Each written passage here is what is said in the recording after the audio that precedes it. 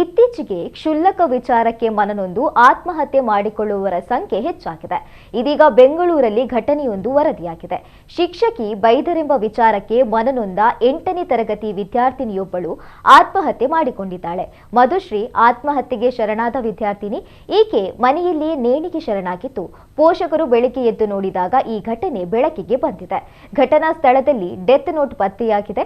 ಶಾಲೆಯಲ್ಲಿ ನಡೆದ ಘಟನೆ ನನಗೆ ತುಂಬಾ ನೋವು ತಂದಿದೆ. ನನ್ನ ಮೇಲೆ ಇಲ್ಲಸಲ್ಲದ ಆರೋಪ ಮಾಡಿದ್ದು, ಅವಮಾನ ಸಹಿಸಿಕೊಂಡು ಬದುಕಲು ನನಗೆ ಆಗುತ್ತಿಲ್ಲ. ಮನಸ್ಸಿಗೆ ತುಂಬಾ ನೋವಾಗಿದ್ದರಿಂದ ಈ ದುಡುಕಿನ ನಿರ್ಧಾರ ತೆಗೆದುಕೊಳ್ಳುತ್ತಿದ್ದೇನೆ ಎಂದು ಡೆತ್ ನೋಟ್ನಲ್ಲಿ ಬರೆದಿದ್ದಾಳೆ. ಜೊತೆಗೆ ಅಮ್ಮ, ಅಕ್ಕ, ತಂಗಿ ಯಾರದ್ದೂ ತಪ್ಪಿಲ್ಲ. ನನ್ನ ಅಮ್ಮನನ್ನ ಯಾರೂ ಕೂಡ ಬೈಯಬೇಡಿ. ಎಲ್ಲರೂ ನನ್ನನ್ನ ಕ್ಷಮಿಸಿ. ನನಗೆ ಈ ಭೂಮಿ ಮೇಲೆ ಬದುಕಲು ಇಷ್ಟವಿಲ್ಲ ಎಂದು ಉಲ್ಲೇಖಿಸಿದ್ದಾಳೆ ಎಂದು ತಿಳಿದು ಬಂದಿದೆ. ಇನ್ನು ಘಟನಾ ಸ್ಥಳಕ್ಕೆ ಧಾವಿಸಿದ ಪೊಲೀಸರು ಪರಿಶೀಲನೆಯನ್ನು ನಡೆಸಿ ಪ್ರಕರಣ ದಾಖಲಿಸಿಕೊಂಡಿದ್ದಾರೆ. ಡೆತ್ ನೋಟ್ ಅನ್ನು ವಶಕ್ಕೆ ಪಡೆದು ತನಿಖೆ ಮುಂದುವರೆಸಿದ್ದಾರೆ.